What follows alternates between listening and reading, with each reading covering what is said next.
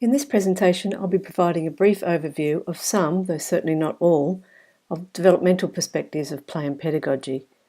The background reading and additional resources will provide a deeper understanding of these theories. You'll also encounter many of these again in the unit called Understanding Children and Young People. Going back to the EYLF as our primary source, we've used the term developmental in this unit to encompass theorists that focus on describing and understanding the process of change in children's learning and development. In this short presentation, that will be limited to three elements of this very broad field. These include maturation theory, specifically the work of Piaget and Gessell, psychosocial theory, and just looking at Erikson's work there, and attachment theory, and again, just John Bowlby there. Jean Piaget was a Swiss psychologist, and he was the first to undertake a systematic study of the acquisition of understanding in children.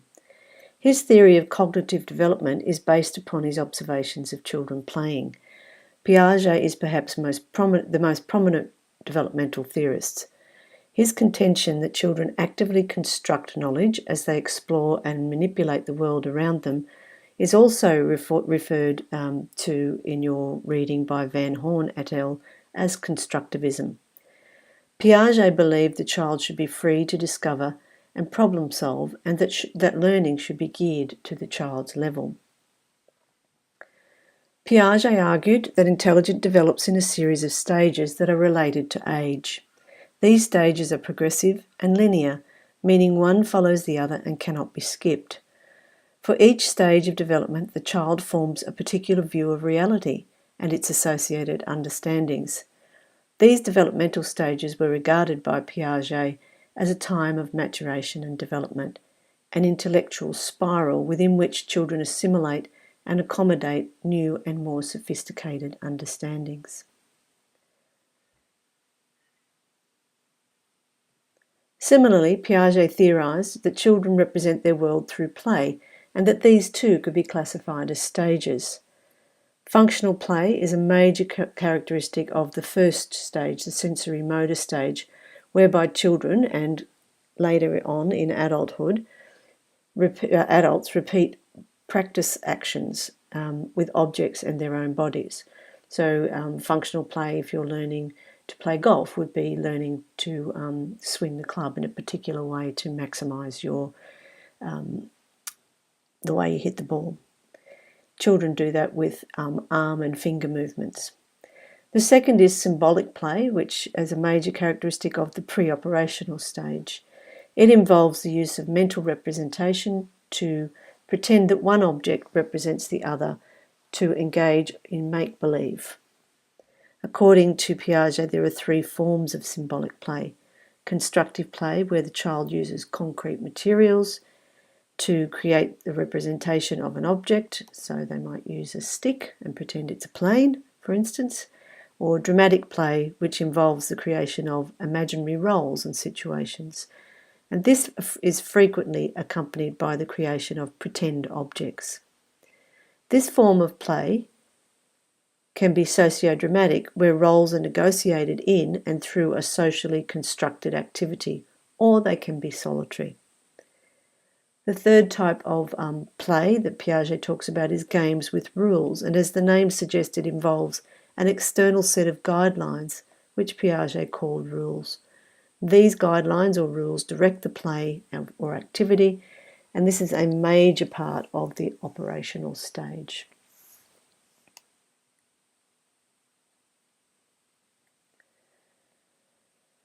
Arnold Gessell was an American psychologist and pediatrician. His maturational development theory is developed on two beliefs. First, that the child is a product of his or her environment, and that their actions are directed by their genetic makeup. Gessell believed that maturational development occurred in fixed stages, claiming that whilst the time frame for the development, or the when, can differ from child to child, the what does not. Gessell was particularly opposed to efforts aimed at teaching children ahead of schedule.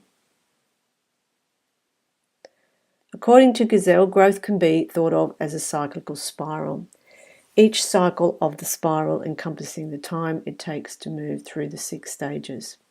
Understanding maturation as the outcome of moving through these cycles, he established normative trends for 4 areas of growth. These were motor growth or physical growth, adaptive growth or cognitive growth, personal and social behaviour, and language. In 1925, he developed a developmental schedule to evaluate infants' maturation between 3 and 30 months. This schedule is still used by many paediatricians and psychologists. And again, I don't have time to take you through each of these, but the readings and support materials can do that. So moving on to psychosocial theory, in particular the work of Erik Erikson. Erikson was a German-born American developmental psychologist and psychoanalyst. Like Piaget and Gessell, Erikson believed development occurred in stages and that these stages coincide with chronological age ranges. Erikson's theory, one of Erikson's theory, called the 8 Ages of Man, covers the entire lifespan. He was convinced that in the earliest years of life, patterns develop that regulate and influence a person's actions and interactions for the rest of their life. Erikson believed that as people pass through each stage, they form personality strengths or weaknesses, and as they work through conflicts presented at each stage, the adult or the child seeks to answer the question, "Who am I?" And Erikson called this their identity crisis. The first 3 stages are the most relevant to us in this unit. In the first stage, the conflict that children or babies go through is this one called trust versus mistrust.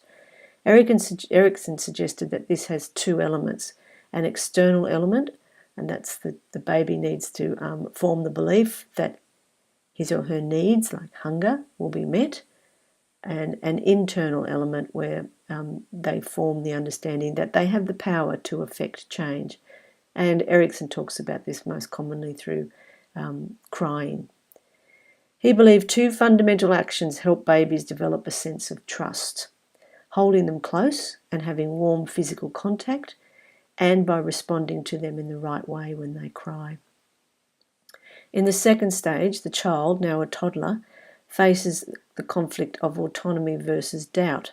During this stage, Erikson asserts, in order to help develop independence, the child must have opportunities to exercise choice and control. In the third stage, the conflict is initiative versus guilt. During this stage, Erikson suggests adults support children's development by focusing on the successes, not failures, and setting realistic, achievable expectations. Given this is the time many children move from play-based environments to more structured environments, this theory has some really interesting implications for us as educators.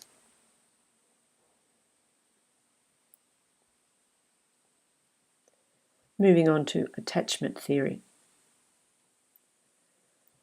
John Bowlby was a British psychologist credited for the first theory of attachment, which in this case was centred around attachment between a mother and a child.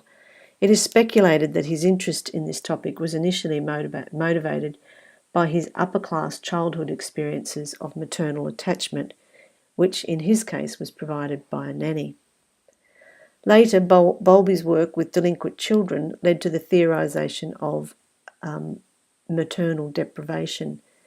In summary, he believed children have an innate need to develop a close relationship with one main figure, usually the mother. When this does not occur, it has negative consequences on development, causing a decline in intelligence, depression, aggression, delinquency, and a condition called affectionless psychopathy. Like fellow developmentalists, Bowlby linked attachment to chronological ages, which he called stages. Whether or not you were or are familiar with the finer details of specific developmental theories, you will have no doubt recognised the influence it has had on early years philosophies and approaches. It is by far the most substantial and substantiated body of work informing our assumptions and beliefs about children, childhood, and in this unit, play and pedagogy.